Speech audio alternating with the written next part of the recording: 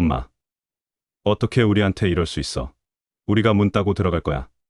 이 집 누구 집인데 비번을 바꿔요? 밤늦도록 현관문을 발로 차며 고함을 지르는 아들놈의 목소리가 휴대폰 너머로 차갑게 울렸습니다. 쿵, 쿵, 쿵. 문이 부서질 듯한 둔탁한 소리.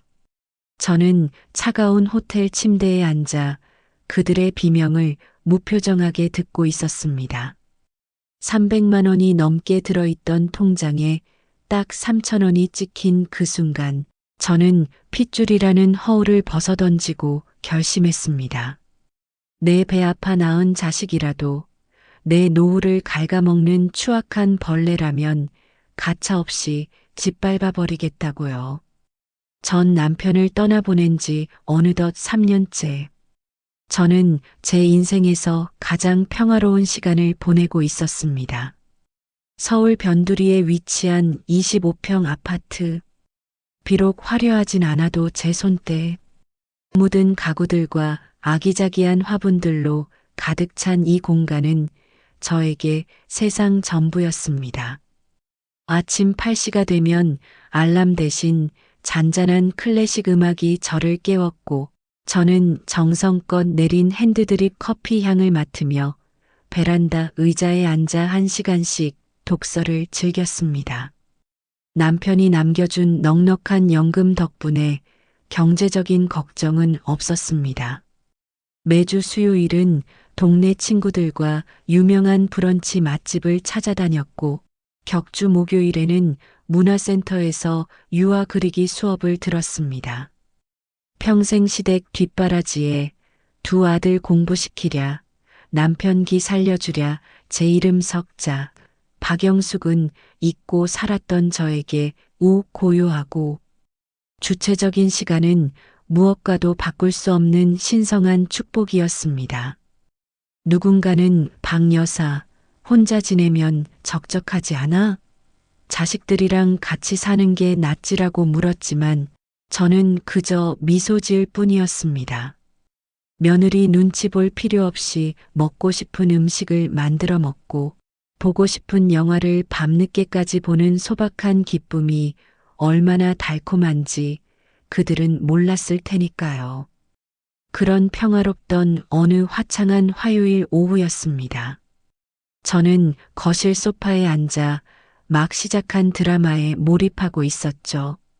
그런데 갑자기 현관 도어락이 삐리릭, 삐리릭 소리를 내며 열리는 것이었습니다. 저는 순간 심장이 철렁 내려앉았습니다. 도어락 비밀번호를 아는 사람은 오직 저와 남편 이제는 고인이 되었지만 그리고 큰아들 명석이 뿐이었으니까요. 놀란 제가 현관 쪽을 바라보니 아들 명석이와 며느리 지영이가 거대한 캐리어 4개를 앞세우고 땀을 뻘뻘 흘리며 서 있었습니다. 그들의 등장에 저는 드라마 리모컨을 떨어뜨릴 뻔했습니다. 어머니, 저희 왔어요. 며느리 지영이는 제 손을 덥석 잡으며 살갑게 굴었습니다. 그 얼굴에는 마치 오랜만에 친정집에 온 딸처럼 해맑은 미소가 가득했습니다. 어머니, 아무래도 안 되겠더라고요. 지난번에 통화할 때 목소리가 잠기신 것 같아. 제가 얼마나 잠을 설쳤는지 몰라요. 안 그래도 명석 씨랑 어머니 걱정을 많이 했는데 혼자 계시다 무슨 일이라도 생기면 저희가 평생 후회할 것 같아서요. 그래서 저희가 중대한 결정을 내렸어요. 이제부터 저희가 어머니 옆에 딱 붙어서 효도하며 모실게요.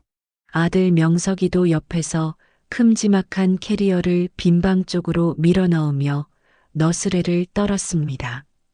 엄마, 요즘 세상이 얼마나 흉흉해. TV에 고독사, 뉴스 나오는 거 보면 남 일 같지가 않더라고. 엄마 옆에 우리가 있어야 마음이 놓이지. 우리가 옆에서 말동무도 해드리고 주말마다 근사한 레스토랑도 같이 가자. 이 큰 집에 엄마 혼자 있는 거 낭비잖아. 우리 같이 북적북적하게 사람 사는 냄새 풍기며 살아보자고. 솔직히 말씀드리면 혼자 사는 게 더할 나위 없이 좋으면서도 한편으론 가슴 한구석이 뭉클했습니다. 그래도 자식이라고 어미 걱정해 주는 건 우리 명석이밖에 없구나. 내 며느리가 참 마음이 깊네. 못 알아봐서 미안하다 싶었죠. 저는 그래. 너희가 그렇게까지 생각한다면야. 하며 빈방에 그들의 짐을 풀게 허락했습니다. 순간 제 머릿속에는 오랜만에 온 가족이 둘러앉아 웃음꽃을 피우는 따뜻한 상상이 펼쳐졌습니다. 그것이 제 평온한 노후를 송두리째 집어삼킬 지옥의 입구인 줄도 모른 채 말입니다. 그날 저녁 며느리는 시장을 봐오겠다며 제 현금 카드를 빌려갔습니다. 어머니 카드가 혜택이 더 많다면서요? 제가 오늘 어머니 기력 보충해 드릴 겸 전복 요리 제대로 해드릴게요.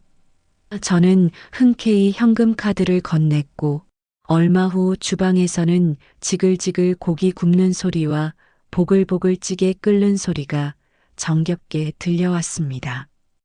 오랜만에 아들 내외와 둘러앉아 갈비찜이며 전복찜이며 진수성찬을 먹으며 저는 진정한 행복이 이런 건가 싶어 남편 영정 사진을 보며 남몰래 웃었습니다. 하지만 그 평화로운 웃음은 단 사흘을 넘기지 못했습니다. 제 연금 통장이 바닥을 드러내기 시작하면서부터 말이죠. 합가한 지 일주일이 지났을 무렵 집안의 공기가 묘하게 바뀌기 시작했습니다. 대기업 영업직이라던 아들과 공무원 시험 공부를 한다던 며느리가 도통 집 밖을 나가지 않는 것이었습니다. 아침 10시가 넘어도 둘은 거실로 기어나와 배달 음식을 시켜 먹거나 종일 핸드폰 게임에만 매달려 소리를 질렀습니다. 집안에는 설거지 거리가 쌓여갔고 거실 바닥에는 먹다 남은 과자 봉지들이 굴러다녔습니다. 명석아, 너 회사는 안 가니? 벌써 일주일째 집에만 있는데 연차라도 낸 거야? 제 물음에 아들은 게임기에서 눈도 떼지 않은 채 짜증 섞인 목소리로 대답했습니다. 아, 요즘 재택근무 기간이라니까, 엄마. 그리고 우리 팀장이 좀 쉬다 오라고 배려해 준 거야. 신경 좀 끄고 드라마나 봐. 며느리는 한술 더 떴습니다. 시장을 봐오겠다며 가져간 제 카드를 도통 돌려줄 생각을 하지 않았습니다. 하루는 며느리가 쇼핑백을 양손 가득 들고 들어오더군요. 백화점 로고가 선명한 종이 가방들이 거실 소파 위에 쏟아졌습니다. 지영아, 장 보러 간다더니 그건 다 뭐니? 웬 옷들이 이렇게 많아? 아, 어머니. 이거 요즘 청담동 사모님들 사이에서 유행하는 수입 크림인데 어머니 피부 좀 관리하시라고 큰맘 먹고 샀어요. 그리고 제 원피스도 시즌 세일하길래 몇 개 챙겼죠. 저희가 어머니 모시느라 제 커리어도 포기하고 들어왔는데 이 정도는 어머니가 예쁘게 봐주셔야죠. 기가 막혔습니다. 제가 차려주는 밥은 당연하다는 듯 얻어먹으면서 설거지 한 번, 청소 한 번 제 손으로 하는 법이 없었습니다. 둘은 먹고 남은 그릇을 식탁에 그대로 둔 채 방으로 들어가 자기들끼리 낄낄거리며 밤새 게임 소리만 높였습니다. 저는 어느새 제 집에서 무보수 식모가 된 기분이었습니다. 며느리는 심지어 제 안방 화장실까지 자기 것처럼 쓰며 비싼 수입 샴푸를 잔뜩 풀어놓기 일쑤였습니다. 참다 못한 어느 날 저녁 저는 아들놈의 방문을 거칠게 열고 소리를 질렀습니다. 너희들 도대체 정체가 뭐야? 일하러 안 가? 지영이, 너는 내 카드 왜 안 돌려줘? 내가 너희들 뒤처리하려고 같이 살자고 한 줄 알아? 아들은 결국 머리를 극적이며 진실을 털어놨습니다. 사실 아들은 반년 전 이미 권고사직을 당했고 며느리는 무리하게 코인 투자를 했다가 살던 아파트 대출금도 못 갚아 집이 경매로 넘어가 길거리에 나앉을 처지였다는 것이었습니다. 갈 곳이 없으니 효도라는 핑계를 대고 제 집으로 기어들어와 제 등골을 뽑아먹으려 했던 겁니다. 저는 떨리는 손으로 소리쳤습니다. 이럴 거면 내 집에서 당장 나가. 내 노후 자금으로 너희들 사치시키고 뒷바라지할 생각. 눈곱만큼도 없으니까 당장 짐 싸. 하지만 며느리는 소파에 비스듬히 누워 손톱을 다듬으며 뻔뻔하게 대꾸했습니다. 어머니, 서운하게 왜 그러세요? 저희가 갈 데가 어디 있다고 나가요? 저희 길바닥에서 얼어 죽는 꼴 보고 싶으세요? 그리고 카드 좀 쓴 거 가지고 너무 쪼잔하신 거 아니에요? 확인해 보니 돈도 별로 들어있지도 않던데요, 뭐. 그 정도면 저희 수고비도 안 돼요. 며느리가 제 무릎 위로 툭 던진 카드. 저는 바로 은행 앱을 켜 확인했습니다. 순간 제 눈앞이 하얘졌습니다. 분명 이번 달 연금과 지난 수년간 모아둔 비상금으로 300만 원이 넘게 들어있던 계좌였습니다. 그런데 잔액에 찍힌 숫자는 3,000원. 피가 거꾸로 솟고 온몸의 근육이 경련을 일으키는 기분이었습니다. 며느리는 제 소중한 노후 자금 300만 원을 단 일주일 만에 명품 화장품과 배달 음식, 본인 옷을 사는데 다 탕진해버린 것이었습니다.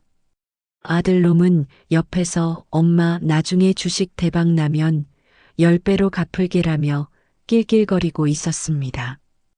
제 자식과 며느리가 아니라 제 노후를 갉아먹는 추악한 기생충들로 보였습니다.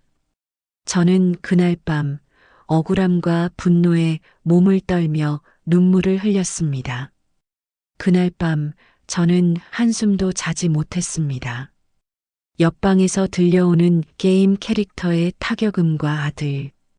내외의 웃음소리가 마치 제 살점을 뜯어먹는 소리처럼 들렸습니다. 내 자식이니까 참아야지, 자식인데 설마. 라는 마지막 기대는 이미 쓰레기통에 버린 지 오래였습니다. 자식이 부모의 노후 자금을 도둑질하고도 적반하장으로 나오는 순간 그것은 더 이상 혈연이 아니라 범죄일 뿐입니다. 저는 조용히 거실로 나와 새벽 공기를 마시며 치밀하게 반격을 계획했습니다. 다음 날 오후 아들 내외가 어머니, 저희 잠깐 답답해서 바람 좀 쐬고 올게요. 들어올 때 소고기 구워 놓으세요. 아시죠? 라며 제 지갑에 남은 마지막 비상금 10,000원권 몇 장까지 털어 외출했습니다. 그들이 엘리베이터 타는 소리가 들리자마자 저는 번개같이 몸을 움직였습니다. 우선 베란다에 쌓여있던 큰 캐리어 4개를 거실로 끌어냈습니다. 그리고 방 안에 있는 그들의 옷까지, 게임기, 고가의 화장품, 심지어 침대 밑에 처박힌 더러운 양말 한 짝까지 닥치는 대로 캐리어에 때려 넣었습니다. 며느리가 제 카드를 훔쳐 샀던 그 비싼 명품 옷들도 예외는 없었습니다. 짐을 싸는 동안 제 손은 분노로 떨렸지만 머릿속은 그 어느 때보다 차갑고 명석했습니다. 짐을 다 싸는 데는 채 2시간도 걸리지 않더군요. 저는 그 무거운 캐리어들을 낑낑대며 아파트 1층 로비, 경비실 바로 옆에 사람들이 가장 잘 볼 수 있는 곳에 내다 놨습니다. 김명석 짐이라고 쓴 종이까지 크게 붙여두었죠. 그러고는 관리사무소에 미리 수소문해둔 열쇠 사장님을 불렀습니다. 사장님, 지금 당장 현관 도어락 번호키 자체를 교체해 주세요. 비밀번호만 바꾸는 게 아니라 아예 새 제품으로 갈아 끼워 주세요. 도어락을 통째로 갈아치우고 나니 가슴속 응어리가 조금은 풀리는 것 같았습니다. 하지만 여기서 끝낼 제가 아니었습니다. 이 독한 것들이 문 앞에서 행패를 부리고 집을 점거하려 들 게 뻔했습니다. 저는 미리 챙겨둔 작은 가방을 메고 집을 나섰습니다. 아파트 정문을 나서자마자 인근의 보안이 철저한 호텔에 일주일치 방을 예약했습니다. 남편이 살아생전 당신 혹시 모를 때 써라며 챙겨줬던 아이들은 모르는 별도의 통장이 있었기에 가능한 일이었습니다. 호텔 방에 체크인을 하고 푹신한 침대에 눕자 비로소 잃어버렸던 평화가 돌아왔습니다. 휴대폰을 완전히 꺼두려다 그들의 추악한 반응을 기록으로 남기기 위해 켜두었습니다. 아니나 다를까 해가 뉘엿뉘엿질 무렵부터 휴대폰이 미친 듯이 진동하며 울리기 시작했습니다. 엄마, 이거 뭐야? 짐은 왜 로비에 있어? 경비실에서 난리 났어. 어머니, 문이 안 열려요. 번호 바꿨어요? 당장 문 안 열어주면 우리 여기서 죽을 거예요. 전화와 문자가 폭탄처럼 쏟아졌습니다. 저는 전화를 일절 받지 않고 짧고 간결하게 메시지 한 통을 보냈습니다. 내 집에서 너희 짐 전부 퇴거시켰다. 내 카드 잔액 3,000원 만든 거로 그동안의 방값과 식비는 가름하마. 다시는 내 집 근처에 얼씬도 하지 마라. 주거 침입으로 신고하기 전에. 메시지를 보내자마자 아들은 본색을 드러냈습니다. 엄마, 진짜 이럴 거야? 나 죽는 꼴 보고 싶어? 문 부수고 들어간다? 라며 협박을 시작했습니다. 며느리는 어머니, 저 사실 임신했을지도 몰라요. 스트레스 때문에 유산되면 어머니가 책임지실 거예요? 라는 파렴치한 거짓말까지 늘어났습니다. 저는 그 문자를 확인하고 코웃음을 쳤습니다. 그동안 저들을 자식이라고 믿고 문을 열어준 제 자신이 한심할 정도로 인간에 대한 마지막 정마저 소멸하는 순간이었습니다. 밤 10시가 넘었을 무렵 호텔 방에서 쉬고 있던 제 휴대폰의 홈 오토메이션 앱으로 알림이 왔습니다. 현관문 앞에서 소란이 감지되었다는 경고였습니다. 앱을 켜보니 경비 아저씨의 다급한 목소리가 들려왔습니다. 박 여사님, 큰일 났어요. 지금 아드님이랑 며느님이 어디서 열쇠 수리공을 불러다가 현관 도어락을 드릴로 뚫으려고 하고 있어요. 이거 경찰 불러야 하는 거 아닙니까? 제가 말려도 막무가내고 욕을 해대서 접근도 못하겠어요. 저는 침착하게 하지만 얼음처럼 차가운 목소리로 대답했습니다. 아저씨, 절대 그들과 맞서지 마세요. 제가 지금 바로 112에 직접 신고하겠습니다. 그들은 제 허락 없이 남의 주거지를 파괴하고 침입하려는 명백한 범죄자들입니다. CCTV 기록만 잘 확보해 주세요. 저는 망설임 없이 112를 눌렀습니다. 서울 5호 아파트인데요. 모르는 남녀가 제 집 현관문을 드릴로 파손하며 강제 진입을 시도하고 있습니다. 집주인인 저는 현재 신변 위협을 느껴 외부로 대피한 상태입니다. 제발 빨리 출동해 주세요. 문이 뚫리면 제 재산과 생명이 위험합니다. 경찰은 5분 만에 도착했습니다. 호텔 방에서 휴대폰 앱으로 연결된 복도 CCTV 화면을 지켜봤습니다. 아들놈은 열쇠 사장에게 내가 집주인 아들이라니까요. 돈 더 줄 테니 빨리 뜯으라고 라며 고함을 지르고 있었고 며느리는 옆에서 현관문을 발로 쾅쾅 차며 입에 담지 못할 욕설을 내뱉고 있었습니다. 잠시 후 제복을 입은 경찰관 4명이 복도에 나타나 그들을 에워쌌습니다. 뭐 하시는 겁니까? 당장 드릴 내려놓고 신분증 제시하세요. 아니, 경찰관님. 여기 우리 엄마 집이라고요. 자식이 엄마 집 문 좀 따겠다는데. 뭐가 주거 침입입니까? 이거 안 나요? 아들의 뻔뻔한 항변에 경찰관은 수갑을 꺼내 보이며 단호하게 말했습니다. 집주인이 실소유주임을 증명했고 직접 신고하셨습니다. 성인 자녀라 하더라도 독립된 가구주인 부모의 동의 없이 문을 부수는 행위는 특수주거침입 및 재물손괴죄에 해당합니다. 묵비권을 행사할 수 있으며 열쇠 수리공은 겁에 질려 기계를 챙겨 도망치듯 자리를 떴고 아들과 며느리는 끝까지 엄마, 어디 숨었어? 나오라고 소리를 지르며 발버둥 치다 결국 경찰들에게 양팔을 붙잡힌 채 엘리베이터에 태워졌습니다. 그 비참한 모습을 화면으로 지켜보며 저는 가슴을 쓸어내렸습니다. 자식을 경찰에 넘기는 어미의 마음이 어찌 편하겠습니까? 하지만 이 고름을 도려내지 않으면 제 남은 생이 썩어 문드러질 것임을 알았기에 눈물을 삼키며 견뎠습니다.